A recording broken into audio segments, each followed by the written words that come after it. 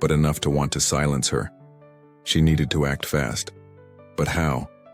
She was trapped here, her every move monitored, her independence stripped away piece by piece.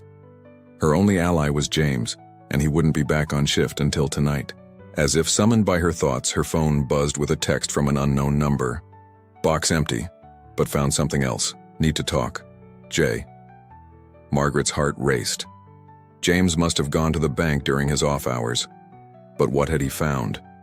And more importantly, who else might be watching? She spent the afternoon in a haze of anxiety, going through the motions of daily activities while her mind worked furiously. During craft time, she carefully watched the facility's entrance through the community room windows. The black SUV remained parked outside, its occupants occasionally visible as they spoke into phones or consulted tablets. By dinner time, she had counted no fewer than 4 different visitors walking the halls, all wearing the same kind of dark suits, all asking casual questions about residents and procedures.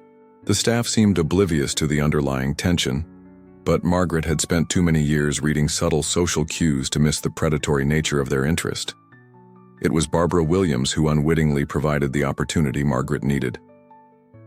During dinner, Barbara had one of her episodes, becoming convinced that the meatloaf was poisoned and creating enough chaos to distract the staff. In the confusion, Margaret slipped away to her room. She had just finished hiding the letter in a new location, inside the hollow base of her bedside lamp, when her door opened. But instead of a staff member, she found herself facing a tall man in an impeccably tailored suit. Mrs. Chen, his smile never reached his eyes. I'm Jonathan Pierce from Hamilton Enterprises Legal Department. I believe you may have found something that belongs to us. Margaret's heart pounded, but her voice remained steady. I'm sorry, Mr. Pierce, but I'm afraid I don't know what you're talking about. He stepped further into the room, closing the door behind him.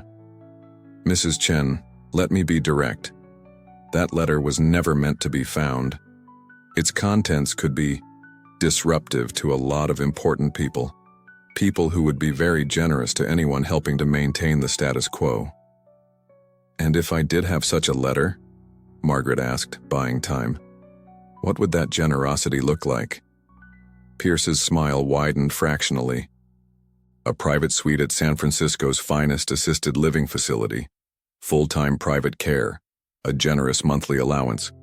Your son's medical practice would thrive, and his wife's social aspirations would be fully supported.